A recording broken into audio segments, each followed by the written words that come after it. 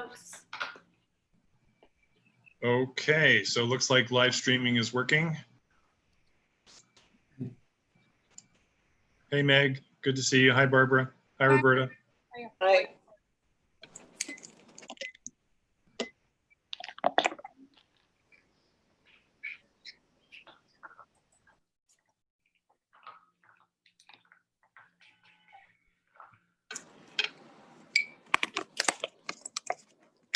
Roberta, you were in space last month. Now you're in San Francisco.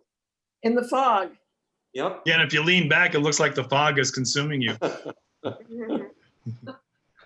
I'm gone. Wait. Yep. My God, the fog is. I was born in San Francisco. Wow. Oh, no kidding. How about that? All right, I'm going to start letting people in so that we can promote panelists that we need to. Just a reminder that we're live streaming and recording now, so fair warning.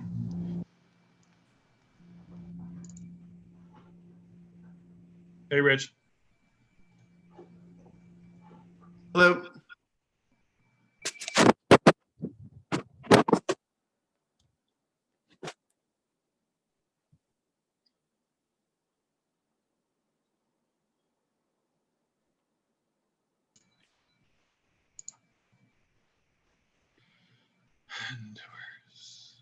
Hi, Colleen.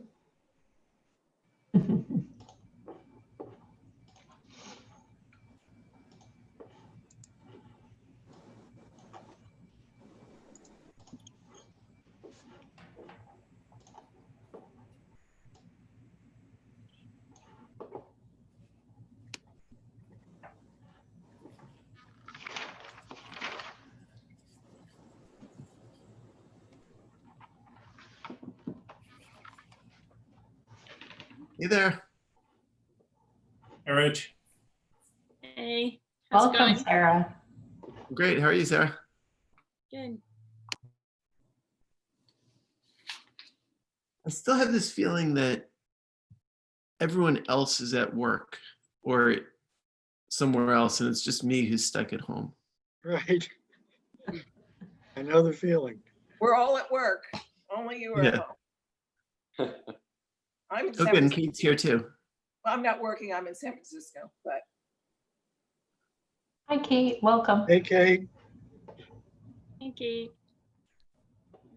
I see that Ellen Azarin has her hand up. Hi, Ellen Azarin. Why don't you, You have your hand up. I'm wondering why. where am I? Where am I? You've wandered into the Community Board 7 Transportation Committee. I know where I'm supposed to be, but why, hear you, but I don't see me. Oh, that's because you're an attendee, not a panelist. Oh, is that okay? Okay, so I should, is that why I'm muted? Should I mute myself?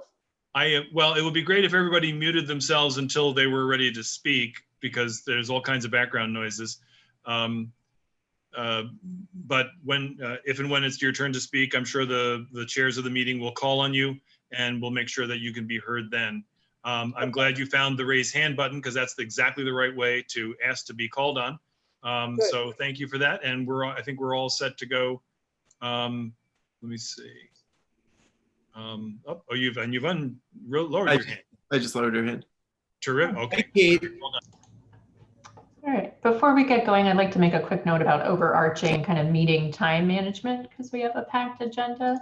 But let's Great. see. Rich, do we have? I see Sarah and Kate. Our own Andrew Albert is on. Colleen is on. Not sure if Kimberly is on from DOT. But Okay. Well, her status is more of a special guest than speaker. yeah. Okay. Welcome everyone to tonight's CB7 Transportation Committee meeting. We have a packed agenda, including a kind of headliner discussion around MTA updates, as well as the impact of potential reduced usage of mass transit. Before we pass it over to that, I want to share a quick note for time management. That section of the agenda We'll go roughly into the 7:30 to 8 p.m. window. One of the speakers needs to sign off promptly at 7:30 p.m. And after they sign off, we'll see how the discussion's going. If it's really lively, as we anticipate it may be, we'll let it go until 8 p.m. But at that point, we'll need to cap it to move on to other agenda items. So if you are tuning in specifically for an agenda item after this discussion, though I encourage you to stay for the discussion, check back in the 7:30 to 8 p.m. window. And with that, I think Howard, my co-chair, and I want to thank a lot of different committee members who helped to put this discussion together, especially Rich, who did a lot of planning, one of our own who will be introduced in a moment and is the speaker, and Elizabeth and Ken and others who helped to reach out to speakers as well. So thanks to folks. And I'm going to pass it over to Rich. Great, thank you very much. And I'm so happy to have our super VIP guest speakers with us. I had proposed this topic as a topic that we should be addressing when I saw, first of all, some recent polls showing that a large number of New Yorkers are saying that they have concerns about riding public transportation.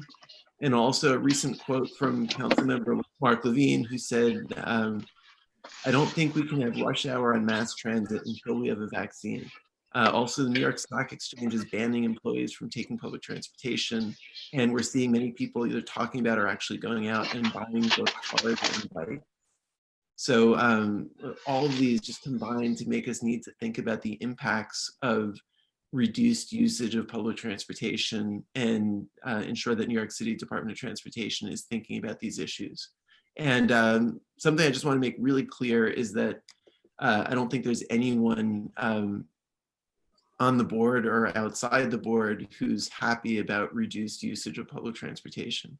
For the city to function, we need public transportation. We need it to get back up and for everyone to feel comfortable using it. And for there to be, you know, as good and even better public transportation than before the COVID crisis. And our first speaker is Andrew Alpert, CB7's own, and the chair of the Permanent Citizens Advisory Committee to the MTA, who will be providing an update on MTA planning, its efforts to safely accommodate riders, and definitely the MTA's need for public support. Our other great guest speakers, we have Kate Slevin, who's Senior Vice President of State Programs and Advocacy at the Regional Plan Association, who will be talking about the regional impacts of COVID. And then finally, Sarah Kaufman of NYU's Rudin Center for Transportation Policy and Management will be speaking about transportation in New York City, both during and after the COVID crisis. So with that, I want to jump right in. We're also very delighted to have both Colleen Chattergoon, who's DOT's community liaison, and Kimberly Rancourt, who's Director of Special Projects at New York City Department of Transportation, representing the DOT. So our format for this is first Andrew will talk about public transportation, then Kate and Sarah will give introductory presentations. We'll follow that by a moderated discussion with the panelists, followed by questions from the board, and then finally questions from the public. For everyone, especially members of the public, if you have questions, please feel free to type them in the Q&A. You can also write in the chat, which is visible to all board members, but not members of the public. That's something we regret, but we've had issues in the past where when people were posting inappropriate comments.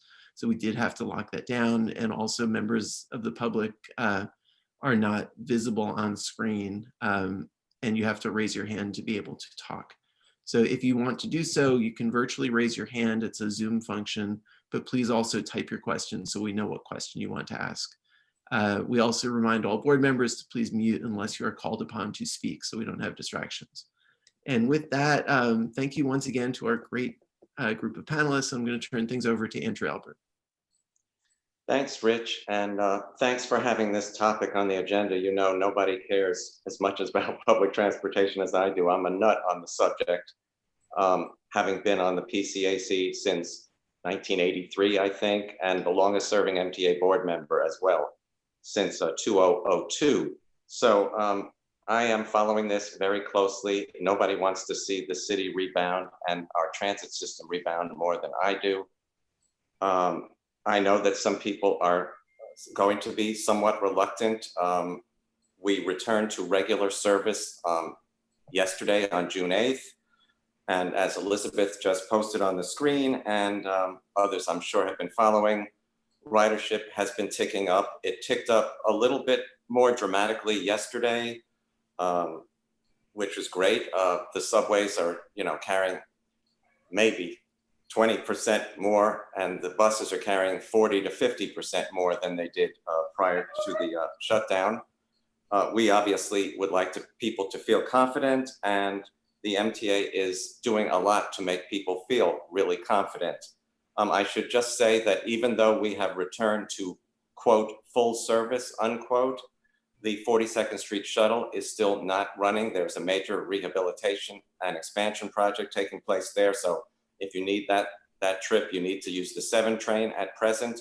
And the F Express, which is the Culver Express, in unidirectionally, southbound in the PM and northbound in the AM is also not yet restored. But the B, the W, and the Z are restored. As far as bus service goes, the 4 boroughs other than Manhattan have their full bus service. Manhattan only has 75% as of this moment, but there are plans to move that forward and make that better. And as you heard, I'm sure in the many news coverage of this plan, there will also be additional devoted bus priority lanes, such as on 14th Street, which has proven to be a real success and really getting the buses through. Technically, the service is now still for essential workers and phase 1 workers. I have ridden a few times. Happy to say I see pretty good mask usage. That is the key to staying safe on our subways and buses. Wear your mask. In fact, the MTA was distributing masks and hand sanitizer today at a host of stations.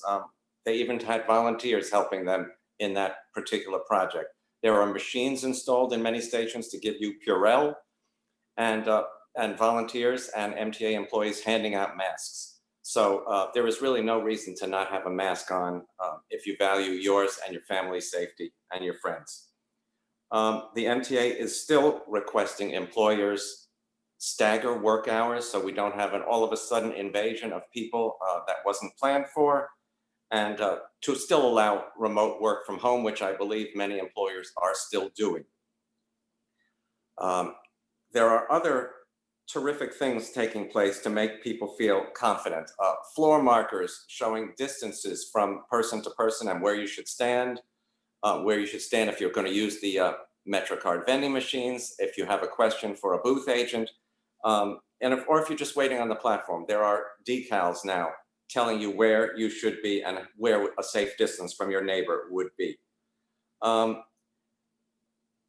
They are also deploying platform controllers and additional police officers in various places to make sure there is no overcrowding, or if they notice a car is overcrowded and won't allow for social distancing, to move folks to a different car. And the platform controllers are signaling the train operators to hold the train and the conductors to not close the doors so that people can get to the cars where they will not be packed in like sardines. Needless to say, this is all until we have a vaccine. In addition, the overnight closure of 1 to 5 a.m. has proven really wonderful. I've noticed, and other people have told me, they have never seen the subways so clean as they see them as lately now. We are testing some new cleaning routines and other things I'm going to speak about in a moment. They are also going to speed up the installation of Omni readers so that there are less surfaces for you to worry about touching. Omni is the tap card. It can also be used on a smartphone and a debit or credit card, or eventually an MTA issued Omni card if you don't want to use one of those, if you're afraid that something will be debited and shouldn't be. And you'll be able to tap your way in. And this will also work eventually on the Long Island Railroad and Metro North, so it will be a seamless trip between various pieces of the MTA. There are masks and other personal protective equipment available in machines. They are not in every station yet, but they eventually will be, as well as being handed out by personnel. There's also something fairly exciting. There's going to be a real-time program that you'll be able to monitor on your phone, which will tell you how crowded the next train that you're waiting for is. So you'll be able to make a personal decision. Do I want to take this one or do I want to wait for the next one? Of course, it'll also tell you when the next one is. That requires some obviously in-car placement of various cameras and sensors, and that's going to be done. Now, what I mentioned earlier is really exciting. There's some new technologies being tested out that have real promise. One of these is ultraviolet C light. It is being tested in not inhabited cars, but subway cars that are not in use. It has been shown to kill viruses, including the COVID-19 virus, pretty rapidly, and it stays killed or dead, I should say, for a decent period of time. Apparently, there is a problem if people are exposed to these lights. They're working on a solution to that problem, because obviously getting into every car means that some cars will not be available for service if you don't want people exposed to the light. So meanwhile, the tests have proven positive, and there's a new antimicrobial substance that is being tested. No proof of it yet, but in certain cases, it has kept all germs, viruses off metal surfaces for up to 90 days at a time. This could be a real game changer as well. I noticed the CDC has changed their opinion several times on whether you can get it from surfaces or if you have to be next to a person who has it and is coughing, versus having it reside on surfaces. They've sort of pulled back on you can't get it from surfaces now, but apparently the most obvious way is if somebody is near you, they're not wearing a mask, you're not wearing a mask, and one of the two of you has it. So these lights are going to be tested in buses as well. They will be tested in commuter rail cars as well, to see if this has promise. I know other cities in Europe and Asia are testing this as well, and people are finding pretty decent results from these tests. Another good piece of news is that thanks to Senator Schumer, he has obtained access to the Federal Reserve lending pool, which will give the MTA $500 million in available bonds that they can use to bring the system to a state of wonderful, good repair, healthy state, so that everybody feels confident. Unfortunately, there is still no answer from Washington as to the type of environmental impact statement the U.S. Department of Transportation wants from the MTA, so that once the MTA can answer that, we can get on with putting in the congestion pricing that everybody would like to see, and a real important source of capital funding for our system. So I know this is a long agenda and I don't want to talk too long, but the MTA is now cleaning subway cars 6 and 7 times every day, stations at least once, and in many cases twice. Anybody who goes on the train will notice an immediate difference in the cleanliness. I did. Everybody's telling me they've seen it, those that have been on a train in the last several weeks.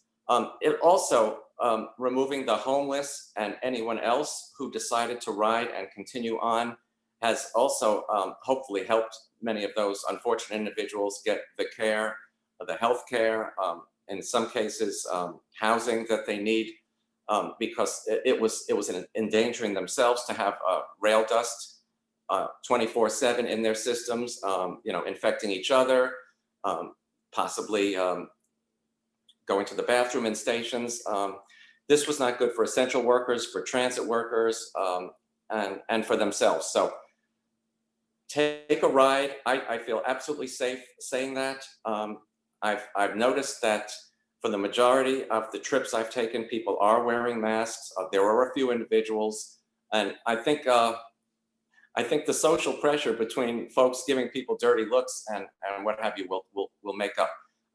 Interim President Feinberg of Transit noticed that on her many inspections of the system on June 8th, the opening day, yesterday, reopening, I should say, approximately 92% of the folks that she witnessed were wearing masks. That's pretty good. We got to get it up to 98 or 99 or 100%.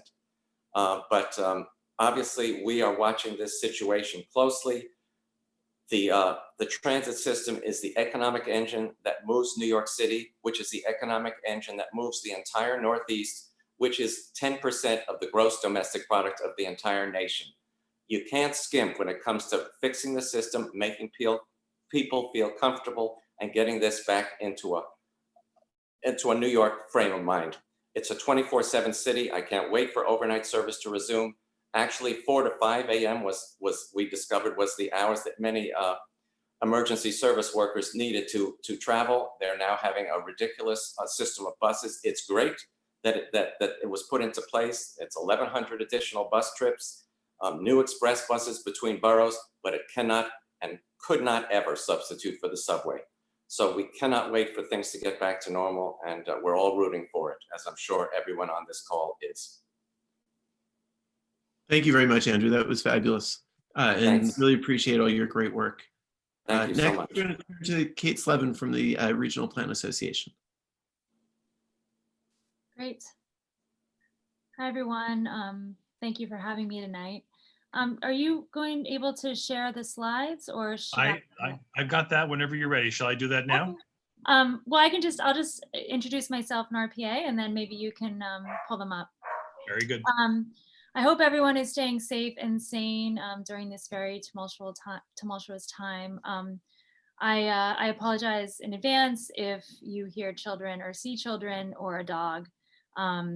I think we're all used to that by now, but just in case it comes as a surprise. So Regional Plan Association, in case you're not familiar with us, we conduct research, advocacy, and planning in the New York City 31 county metropolitan area. We work to improve quality of life, promote economic opportunity, and environmental sustainability.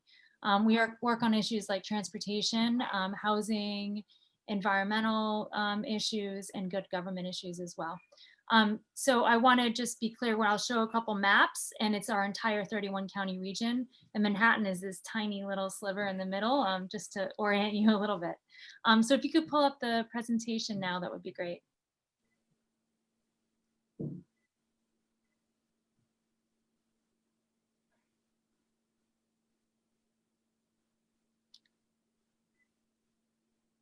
Great, thank you. You can move to the next slide. Great, so we've been around since the 1920s, and for generations we have advocated for projects and policies to create a better society for everyone and not just a select few of people. And we have been asking ourselves this question over the past few months: how can our infrastructure investment and the recovery from COVID help attain a healthy, inclusive, and just society, and fix some of the huge issues that urban planning has created over the past decade or past century. Next slide, please. So I think the numbers are a little bit higher now, but New York City has lost about 1 million jobs, more than half of those in restaurant, hotels, retail, construction, arts, and entertainment. And this shows, with the different element or different sectors where the biggest job losses have been. And a lot of these jobs are likely to come back, but some are not. And some of the statistics we've seen have shown that about a third of the New York City workers' jobs are vulnerable in the long run. And those folks are much more likely to be lower income folks with temporary jobs and people who are facing additional challenges already. So it's really our requirement to ensure that however we recover, we don't leave a whole section of the population out. Next slide, please.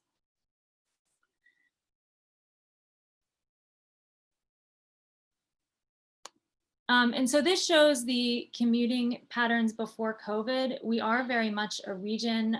We generate as a region 10% of the national GDP, as Andrew said. And we have a lot of people commuting in from the boroughs into Manhattan, but also northern New Jersey has seen a tremendous growth in trips across the river for work. And these are just work trips. These aren't trips to see family, for other recreation, to visit museums or other cultural amenities. Next slide, please. I'm not going to get too much into the details of this slide, but essentially what it shows is basically the numbers on left show jobs in Manhattan and the outer boroughs, but in the last quarter of 2019. The middle is the second quarter of 2020, and the fourth quarter is a projection for the end of 2020. The red or dark orange shows Manhattan job numbers, and the orange on the right side shows the rest of the city. And so if you look on the right and some of the projections for the recovery, it shows that even with some recovery and some additional job growth in the end of this year, the majority of New York City jobs are not able to telecommute. And if you go to the next slide, you'll see, and in fact, Manhattan has the highest rate of telecommutable jobs at about 44%. And remember, when you get, across the city overall, the majority of households do not own cars. So, providing transit for them is absolutely essential, and providing reliable, good transit for them is absolutely essential. Next slide, please. So even before COVID, we had an incredibly daunting list of infrastructure needs in our city and in our region. The 400,000 people who live in public housing in NYCHA need substantial investment and repairs. We need to fix the subways. We need to build some new things to address the growth and connectivity with the rest of the region, including the new gateway tunnels under the Hudson River. I think about 500,000 New York City households do not have high-speed internet, and this has been a huge challenge that we've seen, a huge digital divide that has just seen the worst of the effects of it over the past couple months. We need investments in our schools, libraries, and parks, and we need to adapt and get ready for the challenges ahead. I mean, it's hard to believe, that we could be seeing another hurricane or superstorm in the next several months, and that the thought of that, I think, is pretty terrifying for us and terrifying for a lot of folks who went through Sandy, to think of something like that happening at this time. Next slide, please. Some of our existing capital plans are in doubt already. Andrew mentioned the hold up with congestion pricing, which is the biggest revenue source for the MTA's rehabilitation and expansion program, the $54 billion capital program. And the city overall, the capital plan, relies on revenues that are not coming in. Same with Port Authority of New York and New Jersey, seen a drastic decline in their ability to pay for needed investments. Next slide, please. So some of our recommendations that we've been putting out there, and you probably have heard us talking about this in social media or other places, print media as well. Managing traffic congestion, we absolutely need to implement congestion pricing as soon as possible. I mean, once people start coming back to work, you could see a real serious traffic problem. And if we don't have congestion pricing to help manage that, it's going to be a huge problem. So we've been urging the federal government to move on that, so we have the ability to implement it. We have over 100,000 parking placards. I think the number is up to like 140,000. This is free parking for people who work for city government. Some of them are necessary, but a lot of them are not, and people take advantage of them and make our most congested parts of the city even more congested and hard to manage. And with the increase in freight deliveries and such, you're going to see a situation where you really need that curb space. You need it to allow cargo bikes to come and deliver packages, to allow busways to be built, to allow bike lanes to be constructed, to allow a flow of things to happen at the curb that can't really happen right now. So we absolutely have to see changes there. We've recommended the city and MTA be more ambitious with the number of busways they put in. We've been calling for this for years. We've seen that essential workers are likely to ride buses. Buses serve parts of the city where you have tons of essential workers, where the subway does not reach. It gives people good service. Let's not have a situation where they are trying to get to their jobs and they are stuck behind car traffic because we haven't managed our streets well. So we absolutely see this as a vital option. And I also think this provides us an opportunity to get a new bunch of people onto bikes. But we have to accommodate that. It's not just going to happen. Like, we have to provide real, safe, connected routes across the city. So one big thing I wanted to touch on that I'm going to go into now and I'll end with is that we absolutely need federal funding. Unfortunately, we do not have enough money at the city and state level to fund all of this stuff. So we need $4 billion in emergency funding from the federal government to just allow the MTA to keep the lights on. This was in the HEROES Act that was passed in the House, has not been passed in the Senate yet. We need to move on that. And you can move to the next slide. And we also believe that we need at some point a giant public works program that's sort of the scale as what we had in the 1930s. We have all of these investments we need to, all of these infrastructure components that we need to invest in from, this is some of the stuff that was built in the 30s. Amazing, right? Tri-Road Bridge, the pool in Astoria, beaches, parks, playgrounds, schools, like that's what we think we need. And so that's what we're going to be advocating for in the long term, once the challenges with just keeping the subways and buses running and getting federal aid from that is hopefully addressed.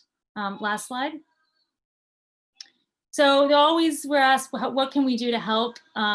We are finding ourselves in a situation where we're doing more federal advocacy. It's very challenging, it's very hard.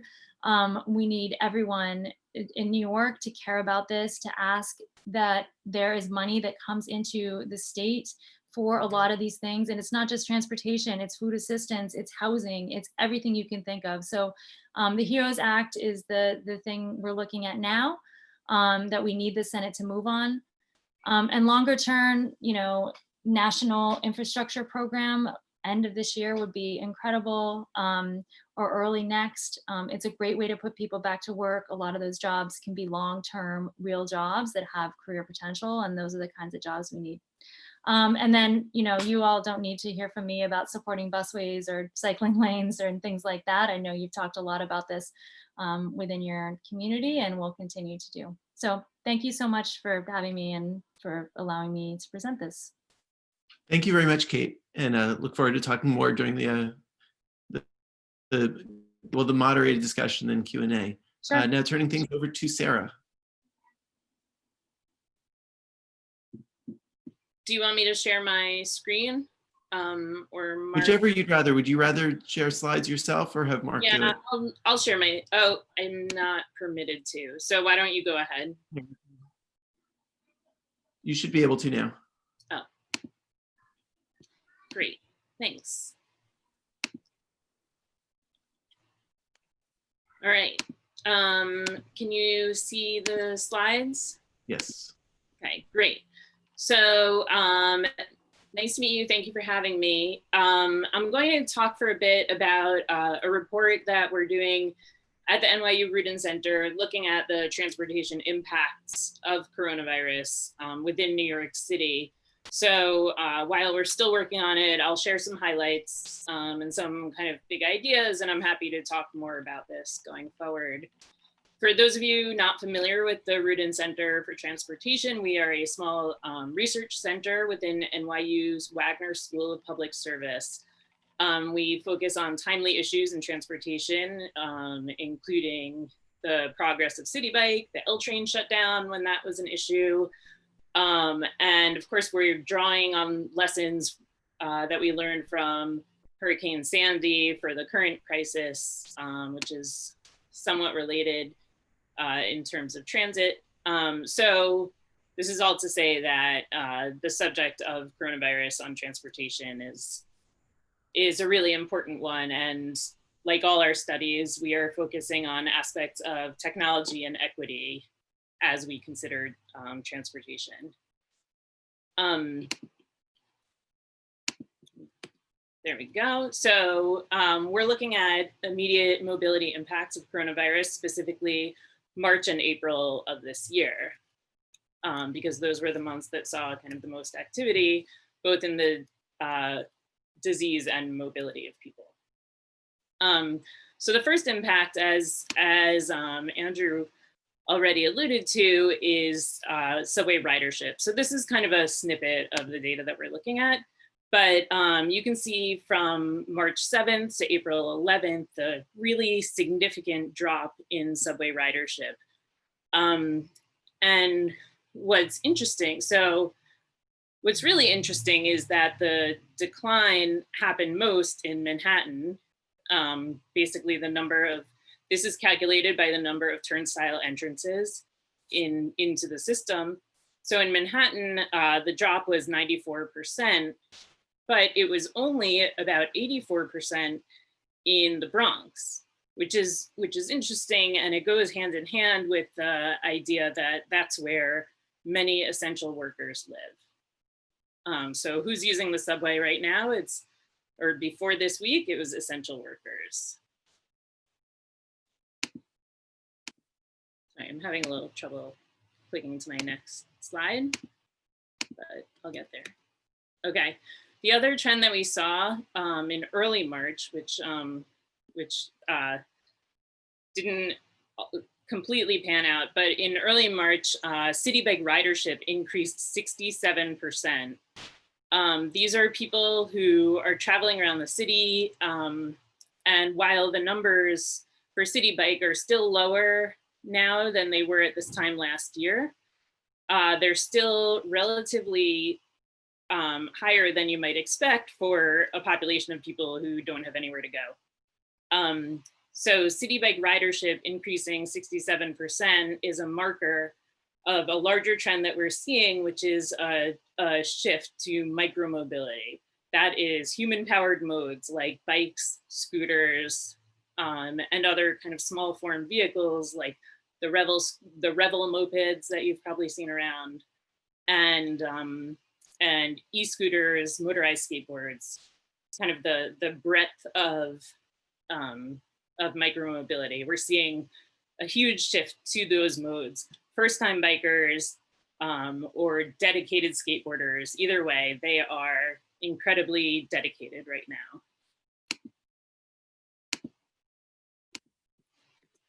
Okay, so what we're seeing is unfortunately not New York's first crisis, but and probably won't be the last. But we do have some lessons that we've learned from past crises. We did see subway ridership fall after September 11th, as might be expected, primarily in Manhattan, but only about 10% after the initial kind of shock of the event. And that's important right now, I think, because we look back at that moment and we say, when we said, nobody's ever gonna ride the subway again. And of course they did. And now people are saying nobody's ever going to ride the subway again. It's likely that they will. You know, whether it takes necessity or a vaccine, people are already taking the subway more than they did, and we're seeing from our counterparts in Asia that subways are not primarily responsible for disease transmission. So when we look at the New York City subway, we can't really blame the outbreak on the subways. And I can get more into that later. We also had Superstorm Sandy in 2012. That was a really good example of New Yorkers' resilience and adaptability. And so there are three kind of key lessons learned from there. The first is the reliance on buses, the resilience of buses. And during Sandy, when much of the subway was out of service for a little while, buses became a lifeline for a lot of New Yorkers. Once again, we're seeing that now. Buses are vital to people who want to get around and who believe, with the open windows and the frequent kind of inflow of new air, that buses may be safer than subways. Regardless, we're seeing a lot more interest in subways and in buses, sorry. And one way to help foster that is to improve the bus lane capacity throughout the city. Secondly, Sandy gave us a snapshot into telework, which started a bit back then, and now obviously we're all in on that. So that'll be interesting to see how it impacts transit. We'll be tracking that over the next 6 to 12 months. And then finally, bikes have proven again and again to be an extremely resilient mode. And during Sandy, cycling went up by some estimates about 30% among cyclists, and we're seeing that again more and more this time around because people can maintain social distance on bikes and can move throughout the city relatively safely, except we do need, like what Kate was saying, a continuous bike network throughout the city. So looking ahead, and it's not even that far ahead, it's already happening, the new safety guidelines, like Andrew discussed. Also, we'll probably see more partnering with alternative modes. And by that, I mean, first last mile solutions, like partnering with private sector ride providers, say taking essential workers on vias, for example, if they feel unsafe on transit, or some other kind of partnership. And then finally, room for active modes. As I mentioned, the micro-mobility sector is booming, and we need to ensure that we can have space for them on our streets. And we need to separate them from vehicle traffic to protect them, and also separate them from pedestrians to keep them protected as well. And even if you're not a cyclist, active mode lanes are beneficial to you as a pedestrian, because pedestrians in every area where bike lanes have been installed are safer because there is a buffer between them and moving active traffic. So those are just some major themes looking ahead. And so this report should be out in the next couple of weeks. So you'll be able to see data from kind of all of the different modes. And I'll be happy to take any questions, so thank you. Great, thank you very much, Sarah. And first, do any of the panelists have questions for each other? I want to see if you want to just kick off discussion amongst yourself. If not, one question, I know we heard a number of different ideas of just ways of shifting usage from public transportation until people do get back onto public transportation. A question is, what are the areas that have the most additional capacity? And I guess one of them is buses, where it's still public transportation, but it seems people do feel a bit more comfortable with buses than with going into the subway. And I did see that de Blasio announced 20 miles of bus lanes today. Are there other areas where there is more capacity, or what are the things that you would advise you'd like to see the Department of Transportation do to make more capacity for any form of transportation that could help make up for public transportation? I mean, I think bikes and buses, there's so much opportunity there. Bikes especially, they don't take up a lot of space. They're pretty easy to ramp up at a quick pace. So that's, I think, where we need to put a lot of attention over the next couple weeks. There's another place that that could potentially be a real help, and we've tried to, with our Freedom Ticket and Atlantic Ticket programs, tried to get more people on commuter rail. But if you're a little hesitant about riding a crowded subway, there's a vast network of rails in the Bronx, in Queens, in Brooklyn. Of course, Brooklyn won't go to Manhattan on the commuter rails. They'll just go to Jamaica, and then you could come back. But there's a host of ways that we could put more people on commuter trains, because right now we have this wonderful rail infrastructure running through neighborhoods, but unfortunately it's priced out of the reach of many neighborhoods. Another question I had was, Kate, you mentioned that, or you had a slide showing where things were in Q4 of last year, Q2, and then Q4 of this year, that showed the potential of fewer people working in offices and more people working from home in Q4 of this year than Q2. Is that something you see happening? Do you see a continued shift to people working at home? Or at what point do you see people starting to go back to offices? I think a lot of the jobs that are able to telecommute will continue to do that. Maybe not on a daily basis, but you know, if they are coming back to the office, they're doing it in staggered ways. They're doing it so they don't have a big crowd in the office at once. And I think, you know, again, in order to keep the transportation system moving and the essential workers who need to get to their jobs, getting there safely, I think it's, you know, it's our duty, if you have the ability to telecommute, to be mindful about that and to give the space to the people who really need it right now. I see a few raised hands. Elizabeth, do you want to go? Sure. Just one quick thing. I know a lot of you have talked. First of all, thank you, all of you, for your contributions tonight. It's been great. It's been something our board and our committee have been talking about for a long time. So really grateful that you were able to be here tonight. I ask this question a lot, and since you're experts, I'd love to hear from you. What specifically, when you talk about micromobility, you talk about sort of how tech can advance responsibly, sort of emerging technologies, how they can help with the situation right now. What is happening in the city with the data?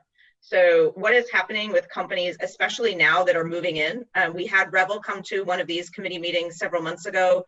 They were all about first responders and made their point that they were serving first responders. They are no longer serving first responders. They are serving and there are no rules about what they're doing, and there are no rules about the data that is being collected from how they're working and how the city can be brought back based on rider usages with these micromobility technologies. So I would love to hear from those on this call, the speakers, about how they see that being a bridge to helping to bring our city back, but also doing it in a responsible way that's not just companies coming in, making a lot of money, and serving only one class of people in our neighborhoods and in the city. Sure, I'll jump in on that.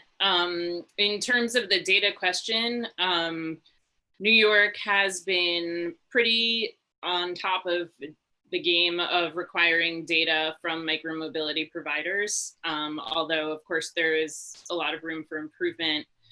In terms of Revel, you know, I do want to push back a bit on that, because I do think that they are providing a service that that is especially good for, you're right, they're not for first responders anymore, they're for general public, but they are providing a service that's really good for populations that don't want to or can't ride a bicycle, or their trip is simply too far to ride a bike.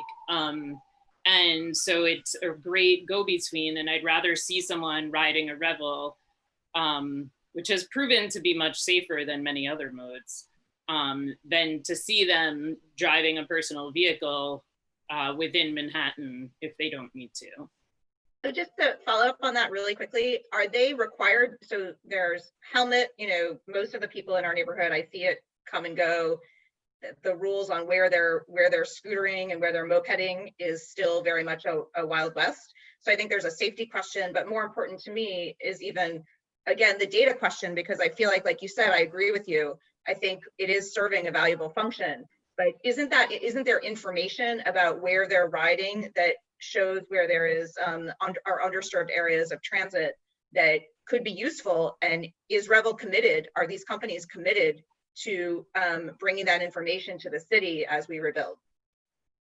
That's a good question. I am not sure if they're committed, but you know, that is the city's job to say, if you want this resource of our streets, you are required to submit this data. And that's for Revel, that's for City Bike, that's for Uber and Lyft and Via, that's for every mode.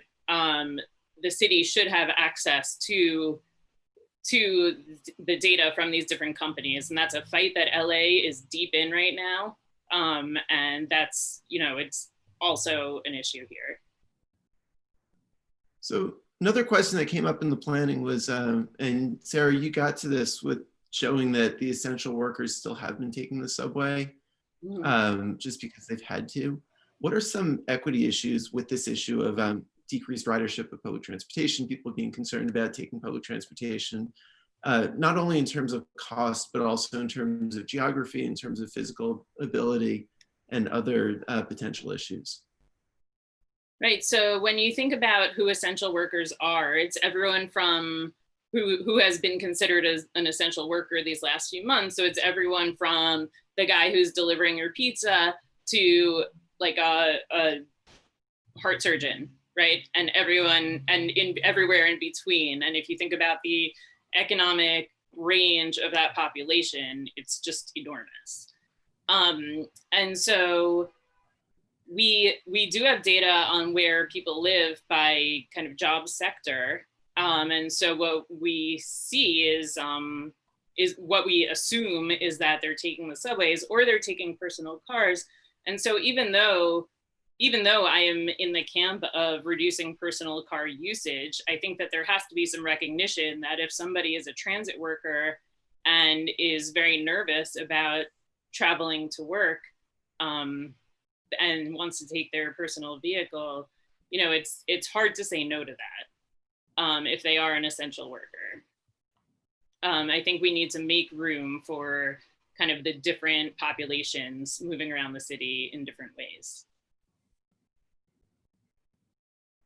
Jay, you have your hand up? Sorry, yes. My question is for both Sarah and Kate. I assume you're hearing me, Rich? Yes, they are. They're smiling and nodding. Okay. For both Sarah and Kate, I have no particular data, but anecdotally, and based on what we've often heard at some of our meetings where the establishment of bicycle lanes, the elimination of curbside parking, et cetera, is that the majority of people, if not in the outer boroughs, but certainly in Manhattan and within our district, who do own automobiles, generally need automobiles, either for work-related activities or for family-related activities where their destinations are not readily accessible by public transportation. In your presentations, both of you communicated that your organizations are recommending the establishment of additional bus lanes and additional bicycle lanes. And I wonder if your research or if your organizations have even considered the effect of the loss of parking on people who need their vehicles and don't have alternative accessible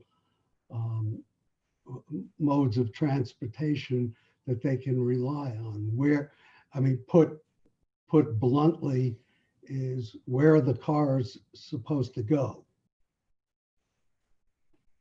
Well, I mean, I don't think, I won't speak for Sarah, but I don't think Sarah or I are calling for abolishing cars.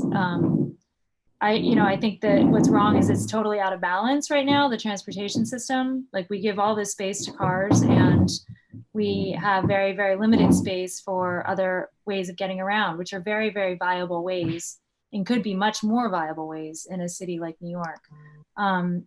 So it's a decision you make as a society. You have to plan for everyone. The vast majority of New Yorkers don't, well, it's not the vast majority, but the majority of New Yorkers don't own cars.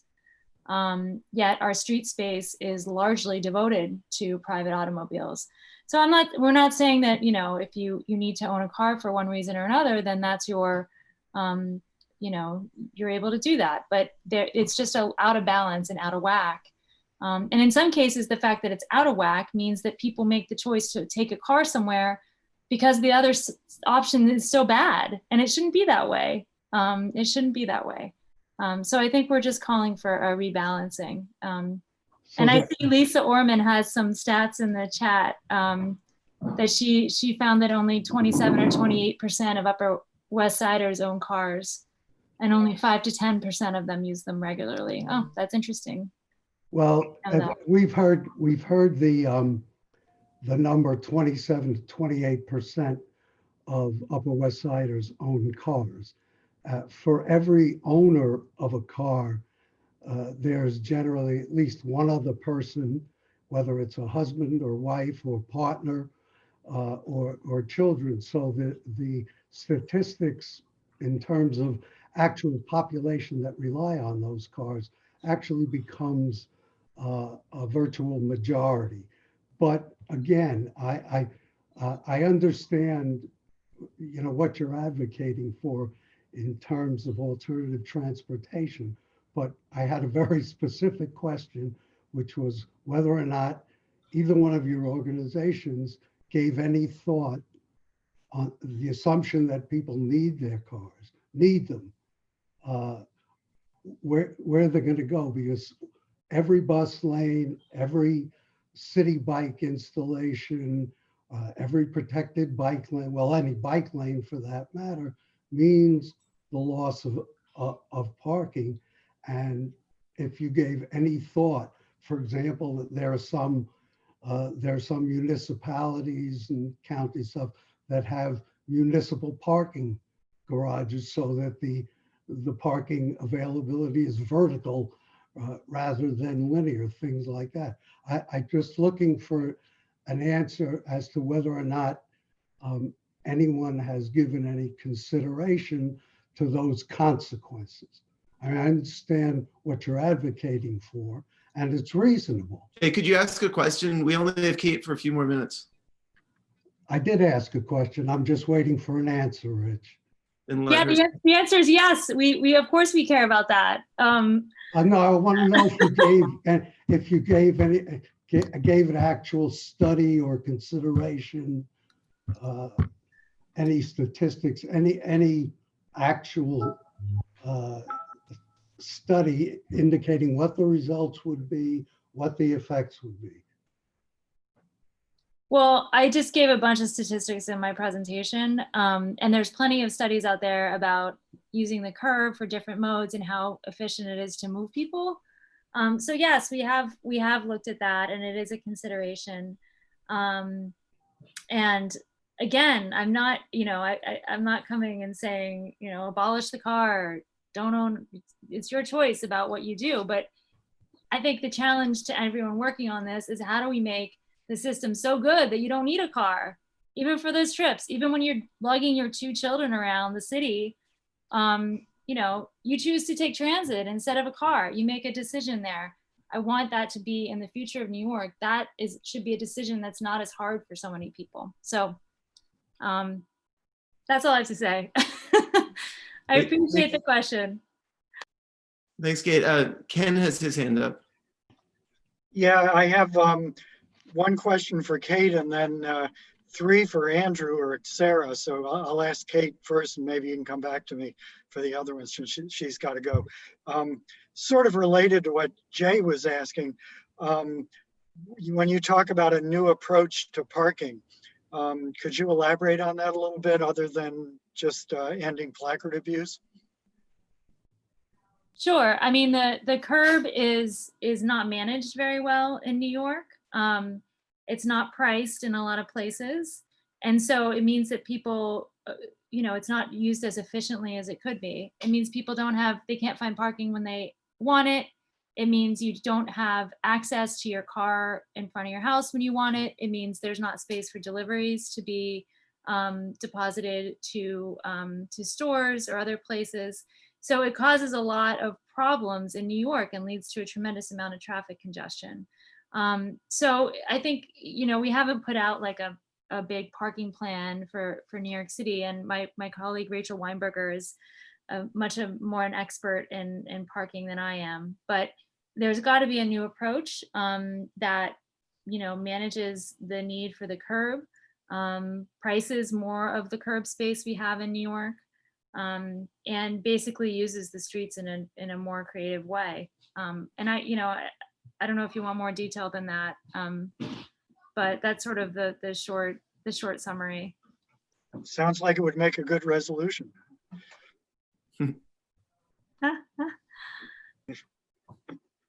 Sarah, do you want to add to that? Sure. I think Kate covered it really well, so thank you, Kate. I do want to add on to the concept that we need to use our curb space more efficiently. So most people who live in Manhattan get deliveries at least once a week, whether it's groceries or an Amazon package or a meal from a restaurant. It's because most New Yorkers are getting these deliveries regularly, in addition to people getting into taxis or app-hailed vehicles. Nobody should have to have their delivery or walk through a row of parked cars to actually get to their good or their vehicle, or we're creating these dangerous, untenable situations to allow for the storage of personal vehicles, when the kind of larger benefit would, for say an entire large apartment building, would be for the seamless delivery of these things and the less hazardous entry and exit of a taxi at the curb, because that's how New Yorkers are behaving.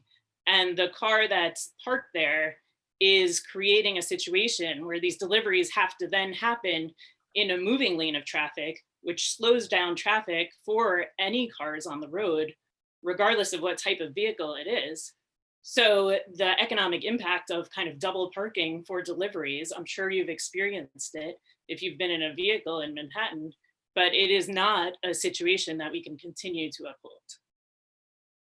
I want to make a quick committee co-chair note for some background for our speakers in case you're not aware. Several months ago, CB7 did in fact pass a resolution requesting that DOT do a study on curb usage both before and after congestion pricing to delve into some of these issues. So we're acknowledging you sharing your perspective on them while not necessarily proposing a detailed plan for what should be done or what the Upper West Side should do. But you may be aware of that already, and many of the other people on the call are aware of this. So I just wanted to acknowledge that that request is out there to the DOT for more analysis and specific suggestions about what potential options are so that the community board and community could discuss them in more detail.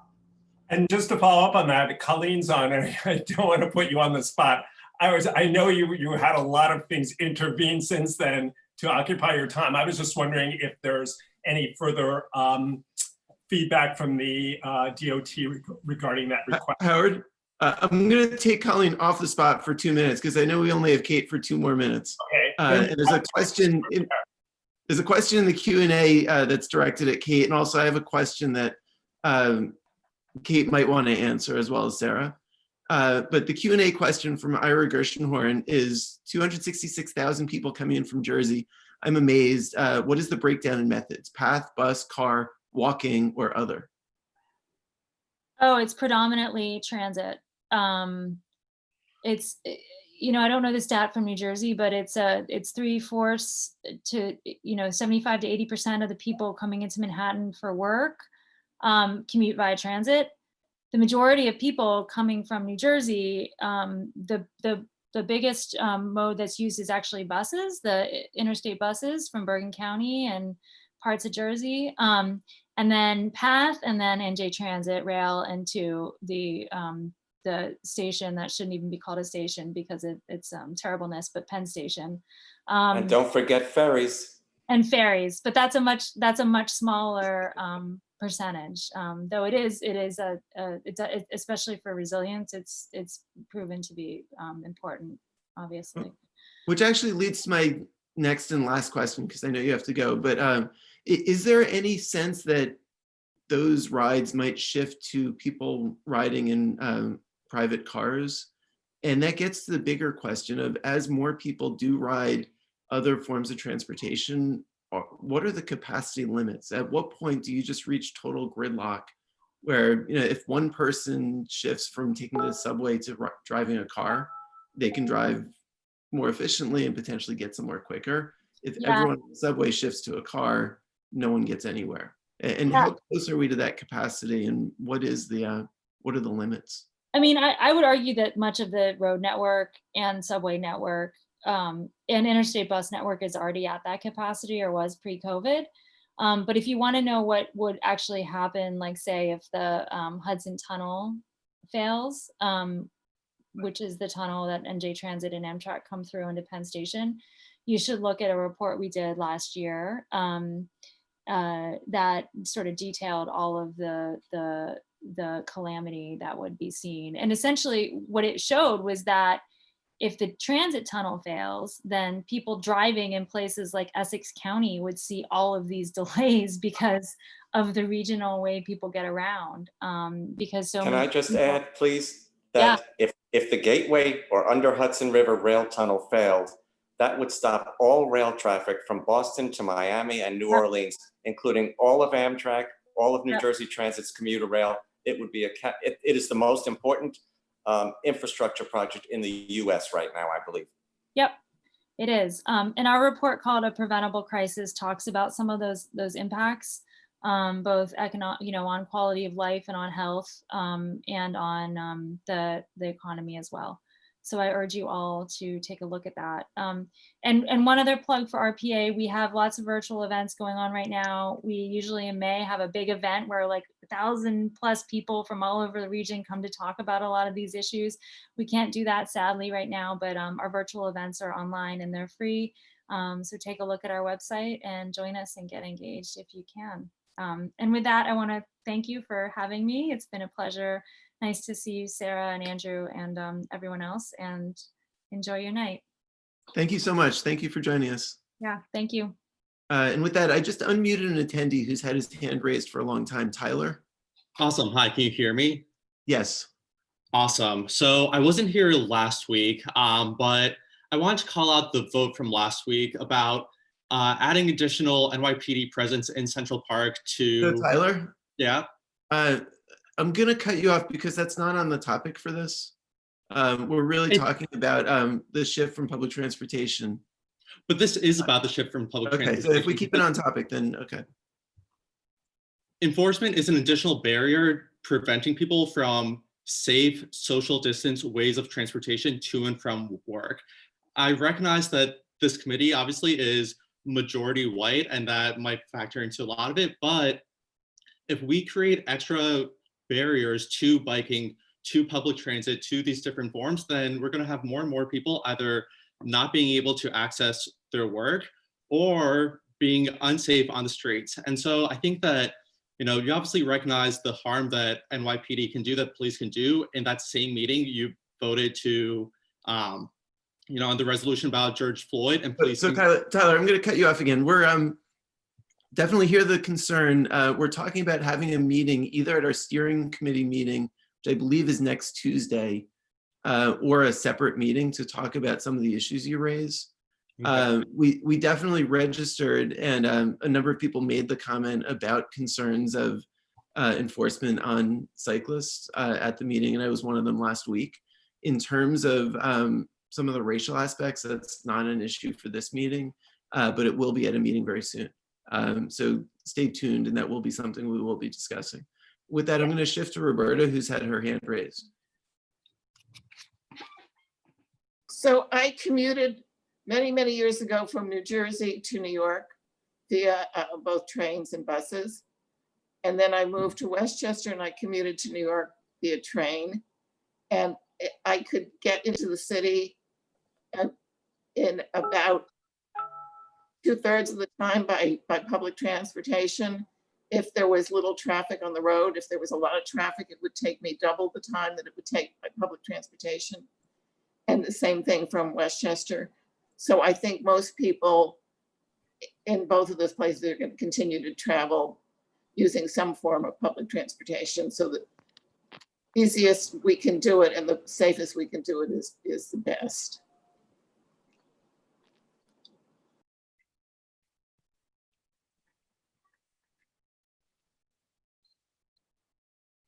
So that wasn't a question. So or was it? It was a comment. Okay.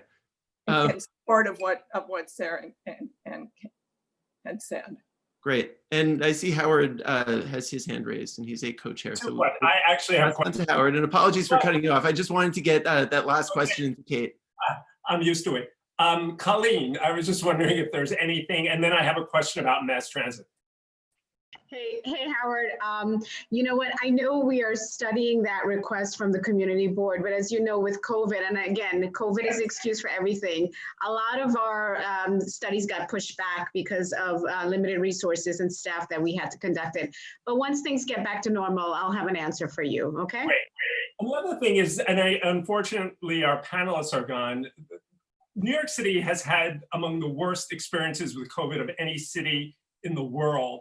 And I am not a scientist, but my gut, and I think the gut of a lot of people who live in New York City, is telling them that it was the subway. It was the fact that everyone was packed in such close proximity. Mark is shaking his head. No, every city has offices. Every city has cubicles. What every city doesn't have in America, that is a subway where people get packed in. Most people don't rely on mass transit in other cities, and they do in New York. So there's, whether it's true or not that the subway was the cause of the horrific experience in New York, there's a perception.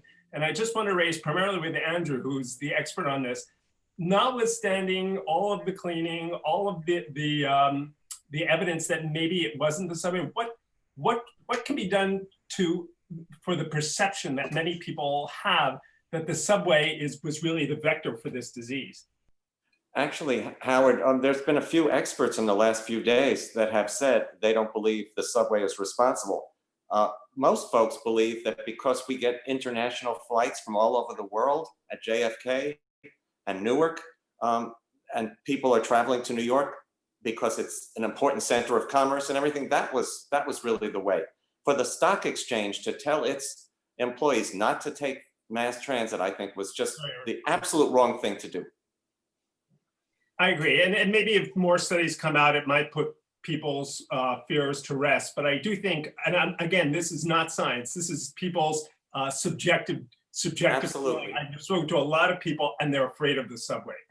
And it's just I think when they see people getting back and they see all of the masks and the personal protective equipment and the hand lotion, and they hear about the new technologies that are being tried, hopefully will be successful.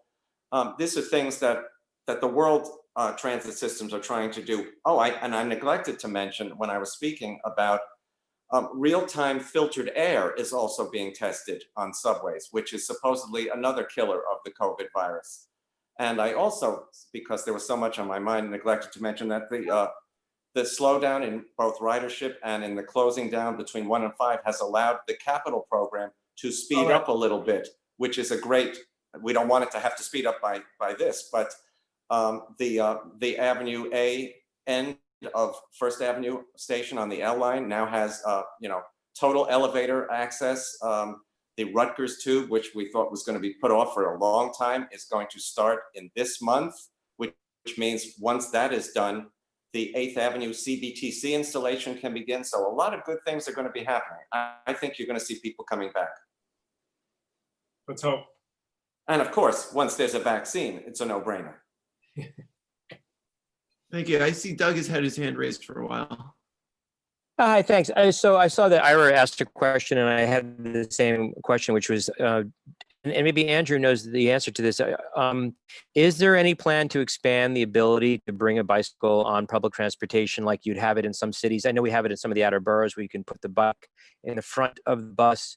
I'm just thinking about my office reopening eventually in the phases to come, and how I'll be getting to work. And as we said on the call, the last mile or the last few blocks. And also if you ride a bike and you get into inclement weather and then you need to transfer onto a bus or train. Any plans for that? Do we know?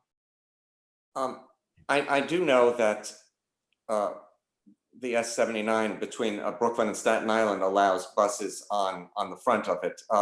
I have not heard about any plans to allow for additional, because I believe the MTA would like you to ride their buses rather than something else. And I have noticed people bringing bikes on the subways, believe it or not, and taking up a good deal of room. So I will find out for you, Doug. Thanks. Yeah, Lisa Orman mentioned take City Bike. I take it every day. The problem is that it's funny. Yesterday morning, I had my mask and everything, and I was looking at one last bike on a City Bike rack, which was unavailable. And I looked up, and another gentleman was looking at that same bike, and it turned out it was Andrew Ridgie, and we both had to walk many blocks to find a bike. So. I see Jerry has his hand up. Yes, just a comment. It was actually through public sources was announced that the reason the virus hit New York City so badly was really because of the people that came through flights, and that together with the density that we have, it's not just subways. It was gatherings, going to restaurants, going to the movies, going to concerts. All of that was a contributing factor. So I don't think that people are particularly afraid of the subway per se. And the people that are just going to be, like some people are just paranoid. Also, I don't know about Andrew, but I have always seen bicycles on the subway. Always. Always, yes. Thank you. And Ken, you have your hand up again? Yeah. Okay. I guess I'll ask this question of Sarah. I think buses are free right now, or effectively. What would be the pros and cons of the possibility of that becoming permanent, and would that be a good thing? That's the $1 million question, right? Because at least billion. Because there are efforts in a lot of other cities to make transit free, because that incentivizes people to use it. And there are programs like London has toyed with the idea of on especially high pollution days, making transit free on those days to incentivize people to use transit instead of driving. There is a benefit to having no payment, which is keeping passengers away from drivers, so that drivers don't get sick, as they have been getting sick by being possibly by being confined up against passengers. MTA has built these kind of great cabins kind of for drivers to keep them protected and to keep their air independent from passenger air. So I do think that we will be able to have better fare collection going forward. That being said, if you've used the SBS buses where you prepay and it's kind of a random spot check of your receipt, we're seeing more and more that enforcement of checking receipts has been primarily the spot checking.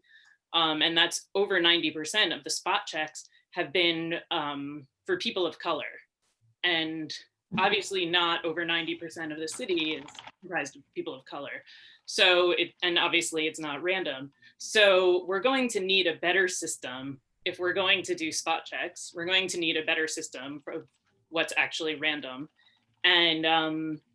And fortunately, we are getting Omni, which hopefully will have some sort of proof of payment tool within it. But as we move forward in discussing fare payments, I think the most important thing is to consider what the impacts are of whatever system we're implementing. Thanks. So I know we've had Sarah for a really long time, and I'm sure you want to get back to life and kids and all. But a few lightning round things. One is just a few questions we've gotten. One is Lisa asked, what other policies or programs have other cities implemented during COVID that you wish we would implement? And what programs should stay after COVID is finally gone? Sorry, I just got stuck reading the chat. But what programs should stay after COVID is gone? Is that the question? Yeah, what programs have other cities implemented that you wish that we would implement in New York City, and what programs should stay after COVID is finally gone? Sure. So, there are a lot of tools that are being used. There is contact tracing in really intelligent ways, but that is a major privacy question. personal privacy of knowing who you went into who you came into contact with for how long and in what location. That gives away a lot of personal information. But one thing that I see on transit in, say, Tokyo and Seoul is everybody wears a mask and there's no talking, because it seems to be that talking increases potential spread of the virus. So I do think that we'll see masks become pretty mainstream for as long as this goes on, and especially while on transit. Also, social distancing, I think, will increase, or will become kind of the norm, as well as kind of the what will need to go hand in hand with that in terms of transportation is the expansion of sidewalks to allow people adequate room to navigate around each other, and generally have space to walk around, as well as using street space for outdoor dining. I think it would be hard for New Yorkers to kind of give that back after it happens as a kind of trial period. Good. I see that Kimberly from DOT is here, but hasn't said anything. Kimberly, I don't know if you want to comment at all just about what DOT is working on in terms of the response to COVID and this issue of the impact on transportation overall, if people are less likely to use public transportation. Sure, I can speak to all of the initiatives that we are working on, and I think most of you are aware that yesterday the mayor announced our initiative for buses, which is 20 miles of bus lanes, new bus lanes this year. And in addition to that, we've been working on temporary protected bike lanes as part of the Open Streets initiative. We now have 9 miles of bike lanes announced, and we're looking to add some more in the coming weeks and months. And we have ongoing efforts to expand City Bike and both infill within the existing service area and beyond. And we also are working on pedestrian sidewalk extension possibilities in areas where we see a lot of pedestrian congestion. And what else? You're all familiar with the open streets and open restaurants. So if you have specifics that you would like to hear about, I'm happy to expand. I'm not sure exactly what you would like to hear about tonight. I don't know if anyone else has questions. One question I have is the 20 miles of bus lanes, are any of them going to be on the Upper West Side? At this point, no, not in that 20 miles.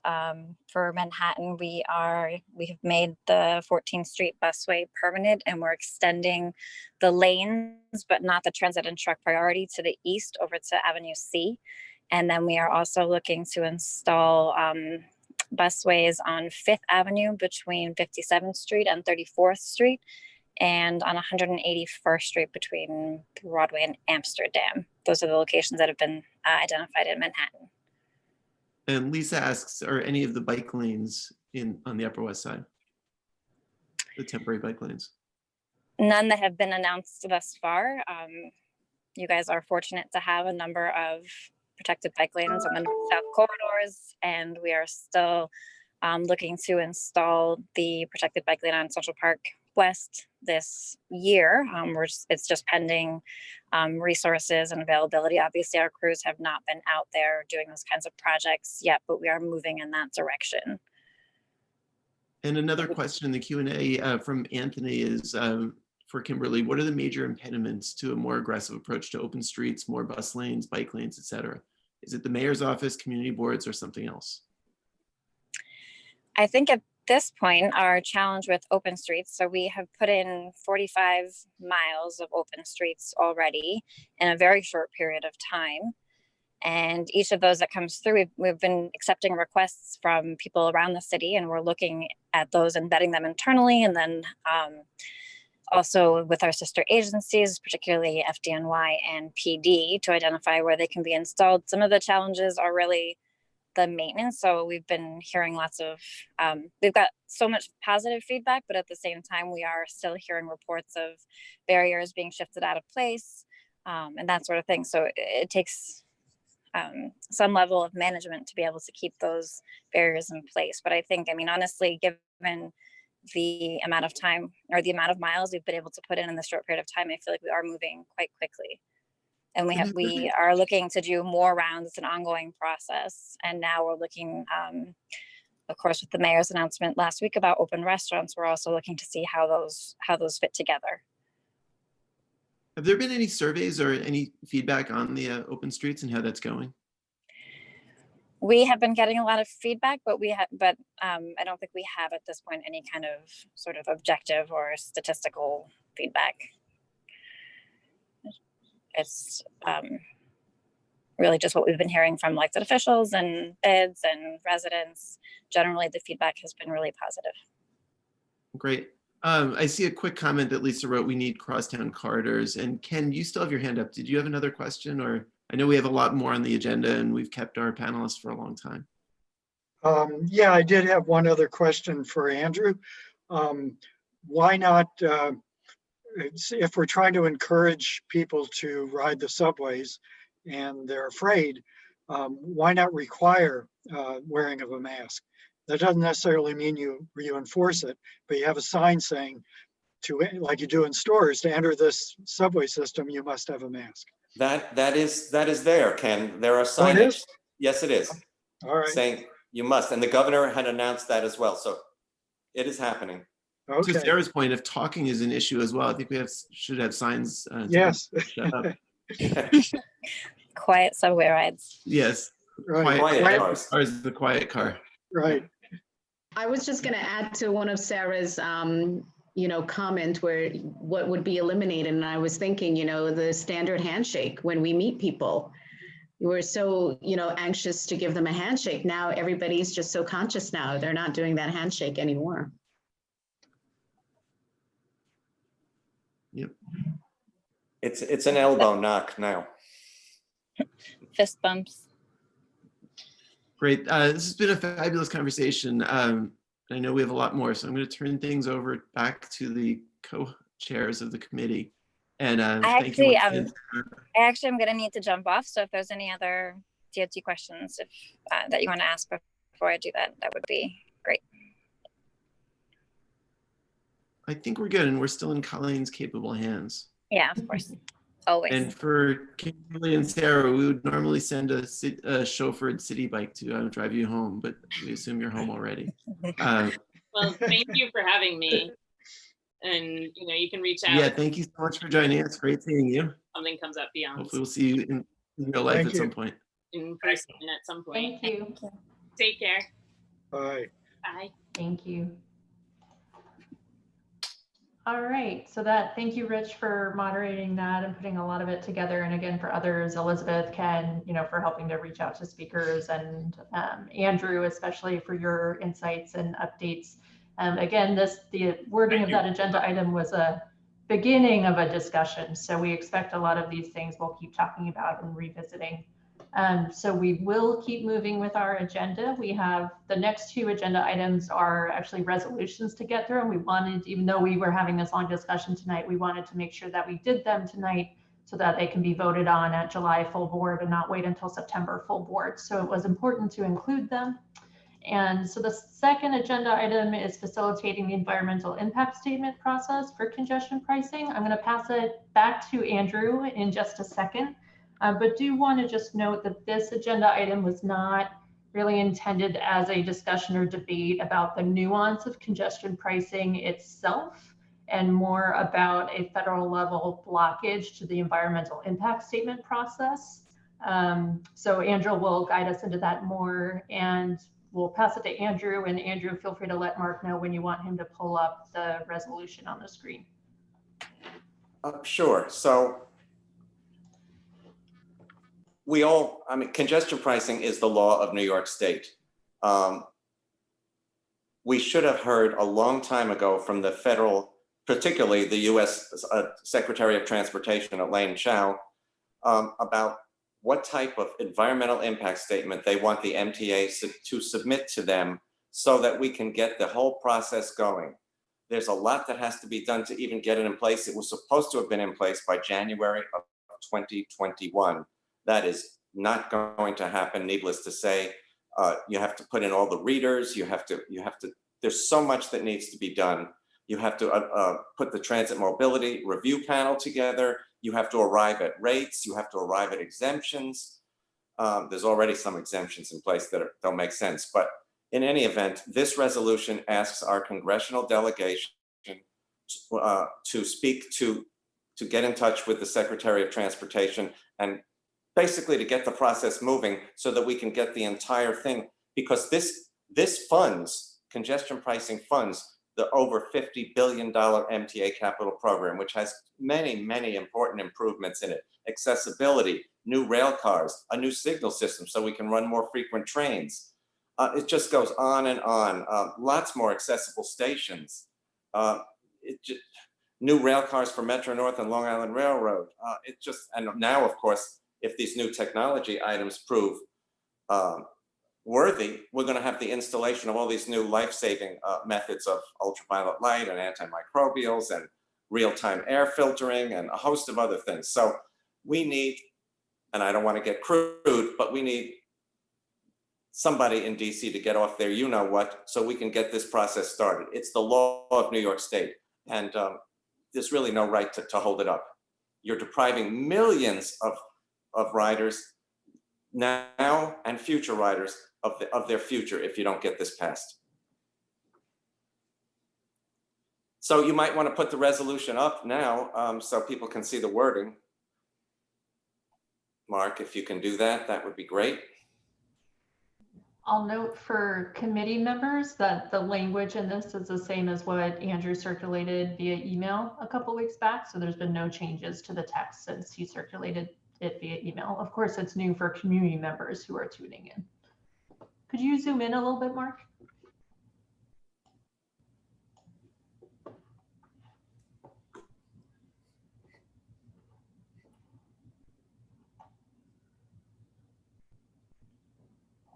It mentions a lot of the new capital program items. It mentions the new signal system. It mentions Penn access for Metro North's New Haven line, East Side access for the Long Island Railroad. It mentions a host of things, accessible stations, and it mentions the amount of money that it allows the MTA to bond towards their capital program. So basically, it just asks the U.S. DOT Secretary to immediately respond to the MTA as to what they need so this can proceed. That's it in a nutshell. Do we have any, again, we know it was shared via email, but do we have any committee member comments or questions about the resolution?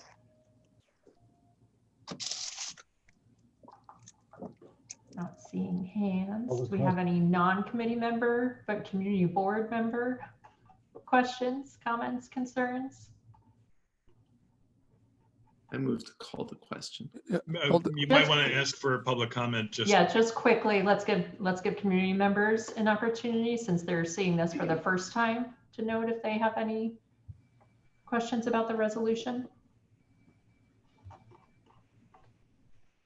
Will this be sent to? This will be sent to the New York congressional delegation, both the House and the Senate, with a copy to the governor, of course, because it's the governor who has okayed this entire program. But this will go to the same people that one of our last resolutions went to, which is the New York congressional delegation. They have to hear from local residents. They just have to. Andrew, just and a how quick important question. this. Hasn't our congressional delegation already inquired about this? Given how important it is? You would think so, but I'm recalling news reports of the governor's meeting with the president, and he was asked if this was brought up, and he said, no, I didn't think it was the time. Pathetic. I also jump in on that one point. Go ahead, Mark. Thanks. even when your elected officials are sympathetic or even endorsing openly the issues that you're bringing before them, having constituent support in writing passed by a community board enables them to argue with a different kind of fervor and a different kind of authority. So, so anyway, so there is virtue in doing this, even if we're talking to people who are already friendly to the concept. Mark, is there any point in bringing this to the borough board? Excellent idea. I'm not sure when the next one is, but that's a fine point. I'll probably I need to let this pass or get this past the full board in July 1st, but I'll share it whenever Andrew and the co-chairs think is the right time to do that. Okay. Thank you. Should we call the question? Indeed. All right. Answering live and all that. So Mark, are you going to assist us in counting? Oh, Mark, you're muted. Sorry, just trying to protect the, okay. So we're going to call the question on this. This is just the Transportation Committee. I'm just going to do a show of hands. So if you're in favor of this resolution, please use the virtual hand raise. And Rich has to vote mechanically because you're a co-host, right? I'm going to vote orally and say yes. And also there's a question in chat if you can zoom out so they can see the whole resolution. What I would propose is just copying the text of the resolution into chat. Okay, it's going to fill up the chat, but okay. I see 10 hands in favor. Is there anybody who's a committee member who hasn't Meg is 11. And Howard. And Howard is 12. So I see 12 hands, committee members in favor. And I think that's everybody, but hands down.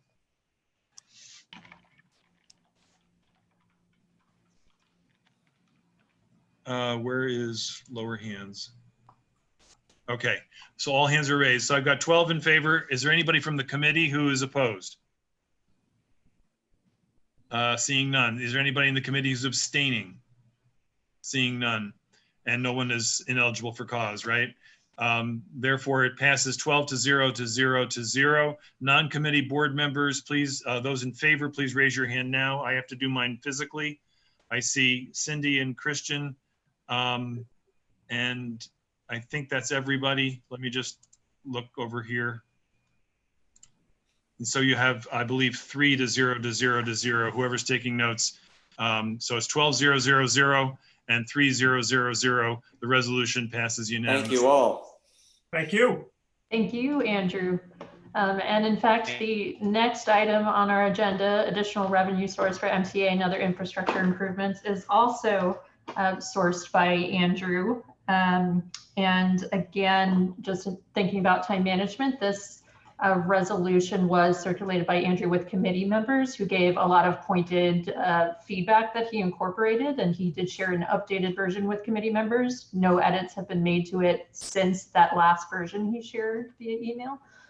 So I would just suggest for committee members, unless you haven't spoken yet via email or you have something new to say, kind of be judicial with speaking unless you have something new to add to the conversation, I would say, so that we can make sure any non-committee members or community members can comment. Andrew? Sure. This resolution has to do with having New York State impose a gas tax of at least 2 cents to fund mass transit. We also have language in it which we believe is necessary and was recommended by a committee member. And I thank them for that suggestion, because for this to pass statewide, you have to have it also apply to upstate and benefit those folks. And so it has some language in it which a portion of the funds, which would be placed in a lockbox, because if you don't have a lockbox, you don't really have anything. This would allow upstate roads and bridges to also get some money for their maintenance and expansion, but the vast lion's share of this money would go to the MTA It is expected to bring in over $1 billion, which would allow the MTA to bond a considerable more amount of money and keep the system going. Largely for capital, but there are frequently challenges to the operating fund, and we don't want to see fares continue to raise higher and higher. We were talking earlier about even reducing fares. So you can't do that if you don't have another source of income. This could be that source of income. This could be used for both capital and expense items. But I suggested this because I don't own a car, but I have rented them on occasion, and I know the price of gasoline varies by the day, by the region, by the gas station in your neighborhood. So I don't believe it would even be felt by most people, but it would sure make a difference to the mass transit system and upstate roads and bridges, and that's why I've suggested it. Mark, can you pull up the reso? I sure will. Oh, I'm sorry, I have to do it this way. Give me 1 second. While you're doing that, did Jerry have his hand up? No. There you go. You can actually touch your screen and make it bigger if you need to, but it's.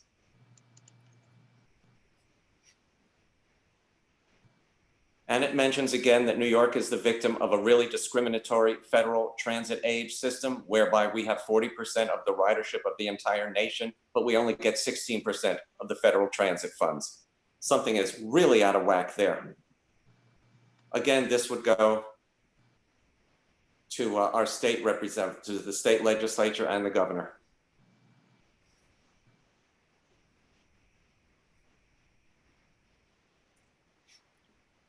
And as Chair Diller has mentioned, it never hurts to let them know how you feel about these things.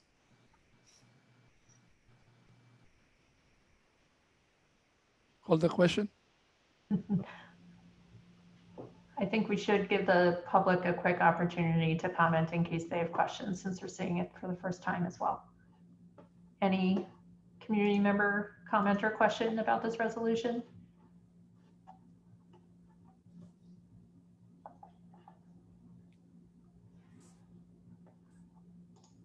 Okay, the question was called. Wow. Okay. Yeah. Okay, let's use the raise hand function again. Committee members, please raise your hand if you are in favor. I see 8 so far, and 1, 2, 3 is 11. 8 and 11, yeah, so I've got 11 hands in favor among committee. Oh, I'm sorry, Elizabeth is raising her hand. Oh, no, you're among the virtual hands. So I've got. Rich and Meg are both manually raising hands. Okay, now I've got. And Howard. So now I've got 13. How did that happen? Okay. Okay. Fraud. Yes. Got counted last time. No, that would only happen if we did it by mail, right? So I've got 13 hands in favor for the committee members. Those hands are now down. Anybody on the committee opposed? I don't see any. Anybody in the committee abstaining? Anybody in the committee ineligible to vote? So this one passes 13 to 0 to 0 to 0. Non-committee board members in favor, please raise your hand now. I've got Christian. I have to do mine physically is 2, and Cindy is 3. And I think that's all of the non-committee board members that are here.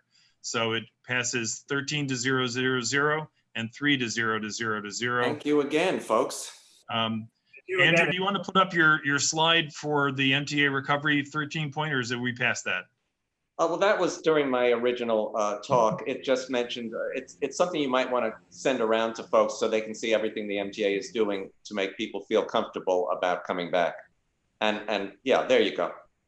I'm just going to show it for a quick moment because it's actually a photograph, so it's a little hard to mail around. So just a quick 2 seconds since Andrew put it together, I thought we should at least take a quick look at it. And that moment's over. Thank you. Thank you. Okay, and thank you, Andrew, for your tremendous work on both of those resolutions and on these issues, and for all that you bring to our board. We're going to Thanks, Meg. moving. Yeah. The next agenda item was around the district needs statement process, which we had put on this committee agenda as a placeholder while awaiting some additional info from the Budget and Strategy Committee. And all committee chairs and co-chairs did receive a memo from the Budget and Strategy Committee a few business days ago about the upcoming district needs statement process. That process is going to be one of the focuses of discussion during next week's steering meeting. We know that several members of the steering committee, the transportation committee, are on the steering committee, and many attend regularly anyway. It is open to all, including the public. So we welcome participation at that to hear more of the details from the Budget and Strategy Committee. We will also be following up with Transportation Committee members after that meeting about details and next steps. So if you're not able to join it, we will share details and next steps with you. I did Transportation Committee members, and Mark knows this, but Cindy's on the line, FYI. We did share the Budget and Strategy memo, DNS memo, with Transportation Committee members so they could get a heads up on what some of the thinking around this is. Including notably that while the DNS process is, supposed to be about fiscal year 2022, that we are all, of course, anxiously awaiting updates around state and city budget shortfalls post-COVID and 2021 adjustments and some urgency within that. So I think we'll be hearing more about what some of this process will look like during steering next week, and we'll communicate that with you. That DNS memo did note that committees will be expected to really pare things down to focus on the essential and really identify like the 2 to 3 most important aspects of rebuilding in our district, and to also kind of keep in mind what's immediate, midterm, and longer term district needs. So those are some of the things that the memo communicated. Out of respect for time, we're approaching 2 hours here. We don't want to dive into too much more when we're going to learn more about the process that's steering next week, but we wanted to share that memo and share that heads up with folks. We're also going to make sure that we reserve on our July Transportation Committee agenda. I'm kind of seeing at the moment 2 main items. One is really DNS discussion, and the other is actual protected time for brainstorming future agenda items, which always gets kind of pushed to the last minutes when we have long meetings. Mark or Cindy, since you're both on the line, acknowledging more will be discussed at steering. Is there anything you briefly want to comment on about DNS, or not at this time? I defer to Cindy first. And it's possible that Cindy had to step away from her computer at this moment. No, I'm here. Sorry. No, I'm grateful that you actually are taking it this seriously. I know that it's not always the first thing that you want to talk about. There's a lot of immediate things. I guess the idea that the Budget and Strategy Committee had was really that there are going to be so many essential things that our district's going to need. And we thought there's a lot of things that we've asked for in the past that just don't seem all that pressing or important right now.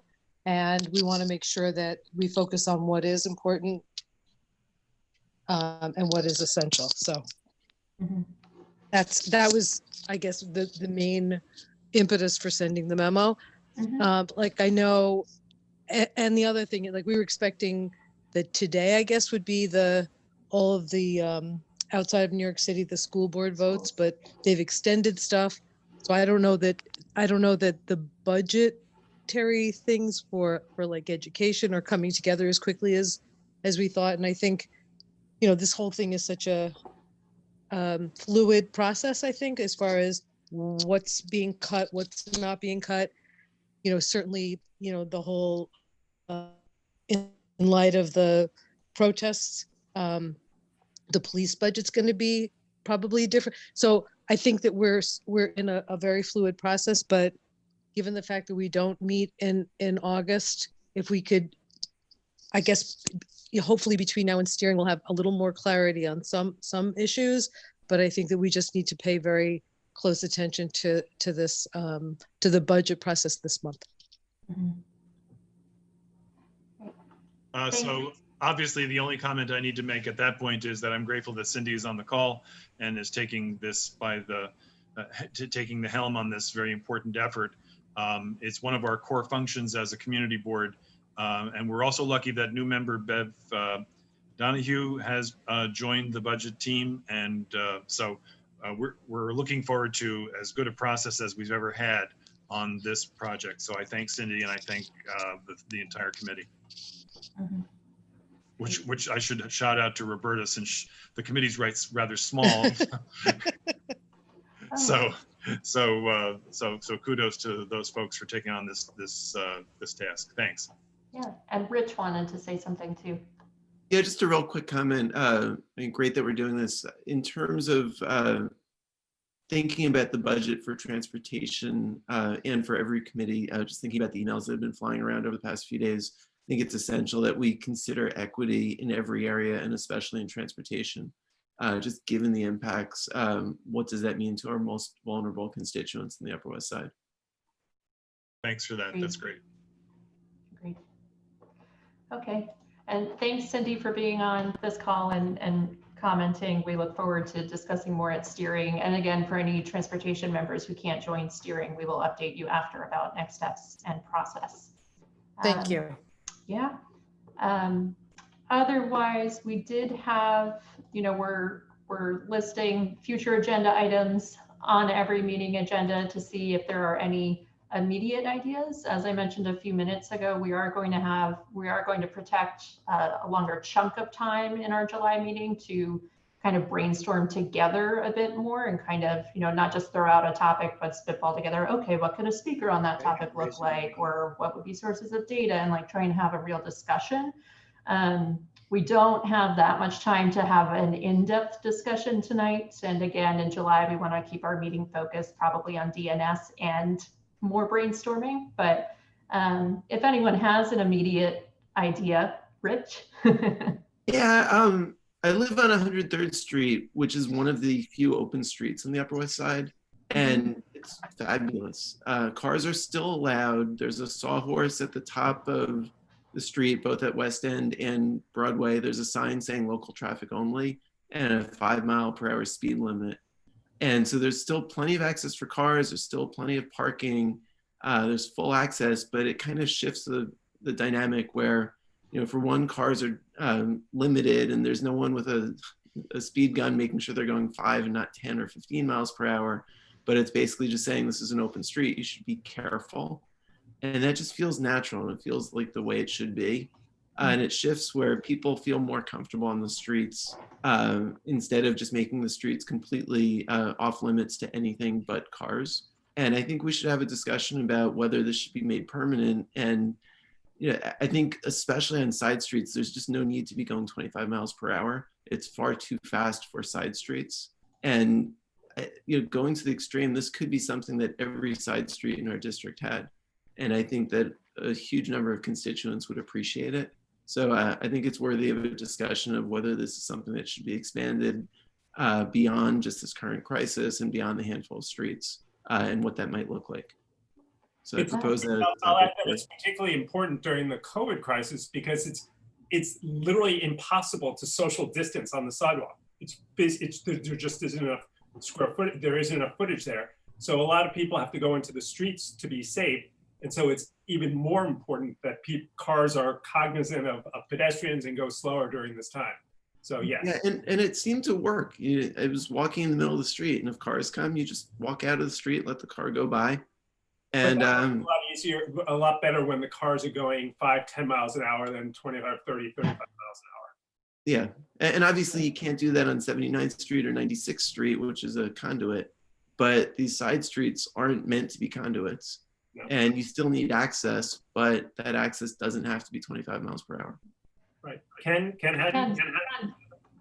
Yeah, I totally agree with Rich. But I had a more basic reaction when I read the memo on the DNS, and that was in terms of asking us to really only think about essential services. It seems like we're conceding defeat. about the ability to raise revenues. In the last couple of weeks, I've had a lot of conversations with state legislators, and a lot of them can give you a list of revenue raisers for the state that is as long as your arm. The millionaire's tax, the pied-à-terre tax, the stock transfer tax, and then there's been talk about cutting the police department's budget. And there's a really strong argument to cut, whether we should have cuts for Vision Zero, or should we be cutting the police department's budget a little bit and allocate that to Vision Zero's projects, which have been cut. So I'm just wondering, in the DNS, is there a space to advocate for revenue raising, as opposed to just folding our tent and saying, okay, these are our only essential projects. And that's it. I just want to remind everybody that cuts to social service programs are horrible, that after school programming, the children that have been homeschooled are way far behind in their schooling. There's going to be all kinds of emotional and social and economic problems with these kids. So before I'd want to put any money towards anything other than those programs, I really think we have to think hard and fast about our priorities.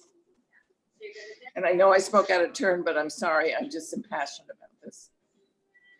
That's a good passion. May I speak to Ken's point? Yes, please. Thanks.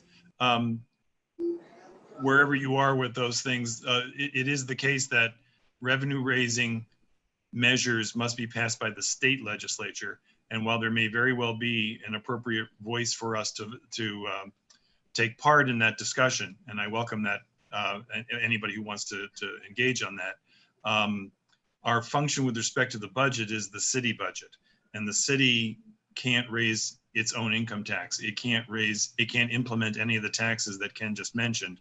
So this is kind of a 2 or 3 pronged approach, because you'd also at some point want to throw in the need for responsible funding from the federal government into the picture as well.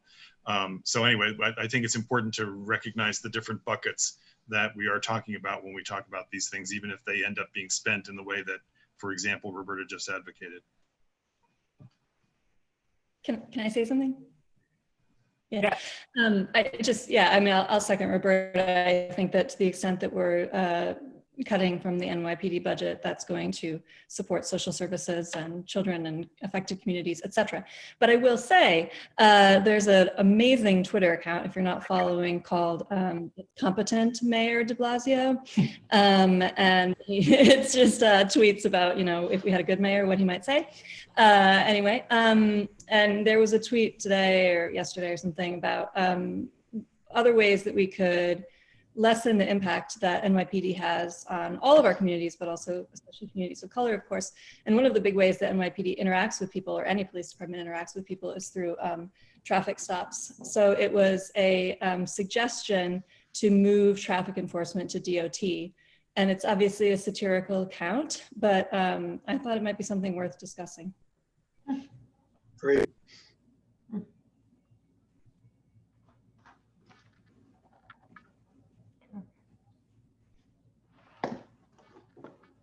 Okay, all right. We also, again, in July, will have more time for future agenda item brainstorming. So please come to the next committee meeting with some ideas like that, including that, Sarah. And then we also just had at the bottom of this agenda I just wanted to interject that just email us with any ideas. The agenda for July isn't put together for another couple of weeks. So if you have ideas, just shoot us an email. Yeah.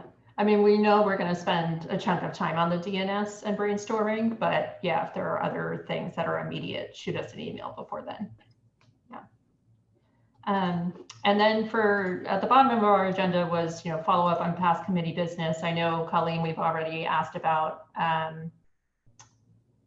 forget, was it the Central Park protected bike lane? I think Kimberly answered about, and Colleen, you answered about the curb use study and delays on that. There was also a question in the community that came in from the community via chat about the task force around direct and safe cross-park routes through Central Park, which I imagine some of that work may also be delayed, but Colleen wanted to give you an opportunity to share any other updates you may have.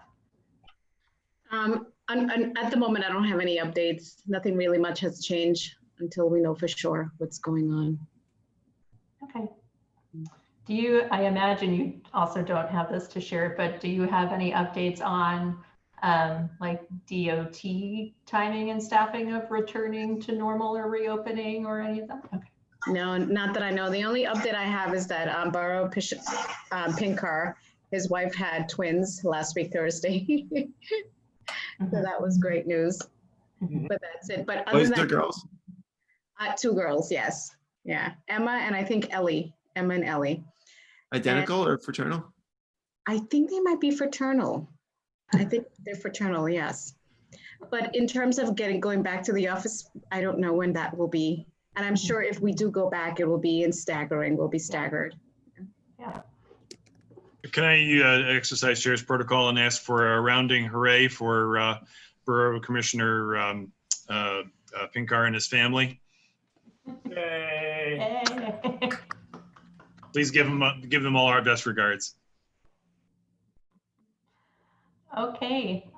Any other, Ken, your hand is up again. Are you wanting to speak again? Yes, I wanted to ask Colleen, how about completing Central Park West as an emergency bike lane for now? That seems like it would be pretty simple.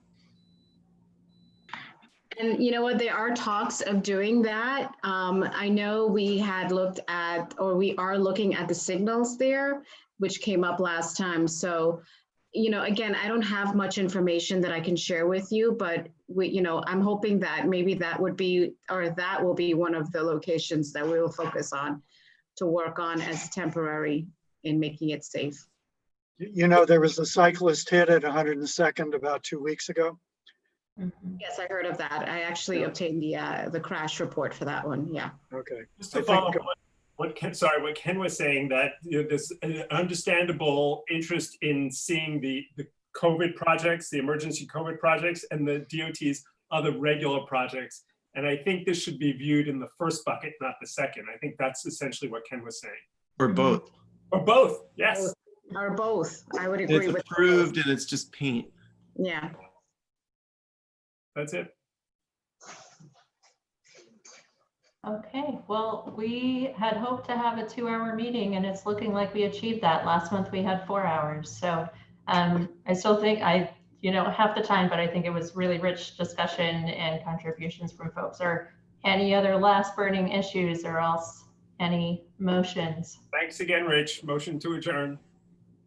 Good night, everyone. Thank you. Okay. Great meeting. Thanks, everyone. Bye-bye. Bye. Bye. Thank you. Great meeting.